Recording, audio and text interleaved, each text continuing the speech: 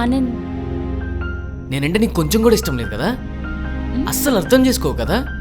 Office దగ్గర గంటలు గంటలు వెయిట్ చేస్తావు, నాకు నచ్చింది వండవు, నచ్చింది కొననీయవు, ఇప్పుడు కనీసం బర్త్డే విష్ కూడా చేయలేదు. ఆనంద్ నువ్వంటే నాకు చాలా ఇష్టం ఆనంద్.